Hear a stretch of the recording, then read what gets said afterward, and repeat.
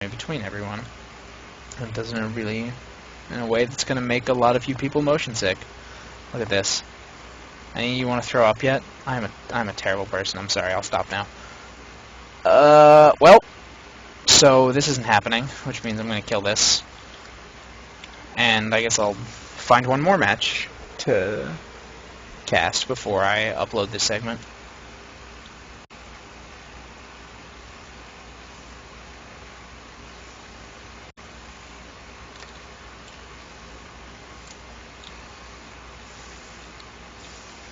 Those of you watching live, thank you so much. I appreciate it. I'm just starting this whole observing and shoutcasting thing. I want this to be a thing. I love this game. I think it'll make an excellent esport, and I would love to help publicize it by getting these kinds of videos out there, getting this stream going as much as I can. I'm currently an unemployed bum, so I have a lot of time to do this while between looking for jobs. What the hell? I don't know any of these people, but we'll just go with it.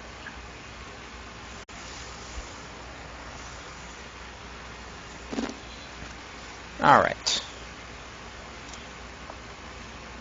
Here we go. They've been playing. Oh, my. Well, never mind. We're finding a different one. Thanks, Doc. Sorry, guys. 19-0 at 3 minutes is not an interesting match. Go head-to-head, battling teams of 5 versus 5, up to 15 versus 15 in various types of matches, including team deathmatch and point capture. Winners and losers will receive XP, and I didn't read the rest because I'm slow. Do versus Observer.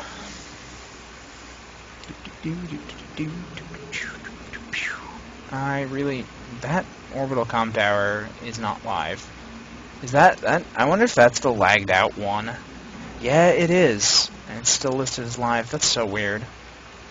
What's this Sunken Harbor? Sure, why not? Maybe we'll get a good match here. Sunken Harbor, you heard me complaining about recon spam on Shantytown because it's terrible. Sunken Harbor, if you don't have a recon, you are doing it wrong. It's the entire map practically is just open space. Look at this. There's a few ways to duck for cover, but there's so many good recon spots over here on the side of the map, on these platforms, on the whole side, off the rooftops. Look, you can see Rusty Bandit sniping from the rooftop. There's just so much you can do as a recon on this map. And I highly support making sure you have at least one recon on this map. 2, again, I'm still iffy. It just really hampers your direct combat abilities. But 2 really good recons could certainly dominate this map, but 1 is almost required. If they have a good recon and you don't, you will lose. It's just that strong here. I love that you now get cooldown power-ups when you execute people, because I like having all my cooldowns back when I'm playing biotech. Flip out! Shut up already! Nice tight match so far. Looks like a lot of action centering around this half of the map. I'm going to assume that the DD spawned over here and there was a big fight over it and they just kind of have been repeatedly throwing themselves at each other since then. Don't know what Brezzles is thinking right there, throwing himself into 4 dudes. That is a sure way to give up a kill. At the same time, don't know what Deathfire is thinking, pushed up so far, although he might get Soul Phase. Yes, indeed, picked him right off, but Biotech's going to pick him off, execute him, and then probably pick up his partner right there. So, all in all, not a... Pick him up. Pick him up. Res him! Res him! What are you doing? No, Neophyte! What are you doing? I'm sorry. As I mentioned in one of my previous videos, in case you missed it, and you don't know already, Sunken Harbor is a delayed scoring match. You don't get points unless people are actually executed while they are on the ground. So if somebody goes down but gets picked up by an ally, the other team doesn't score for them. It's very, very important to execute whenever you have a chance, and to revive everyone.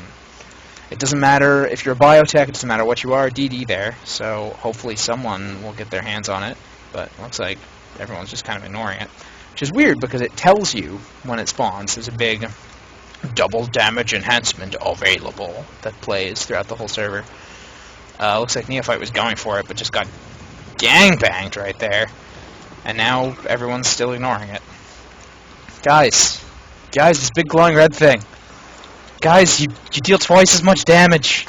Guys. Come on, guys. I mean, it's such a tight match. You'd think that one team or the other would go for it, but whatever. I only judge a little. Blue is starting to take the lead, despite the fact that they are the ones who look like they're getting pressured. Like they're being sent back to their spawn. Oh wow, it's a lot more open back here. Jeez, didn't used to be this open. It used to be like a stadium sort of thing that was closed off. I should go check this out in the open world. It looks like a lot of the stadium got destroyed when the melding disappeared. There's just the random stands left. I wonder how far out you can go before it starts killing you, like it did in the other one. Like this was all fenced off, and then if you tried to go into the water over there, you just instantly died before this patch.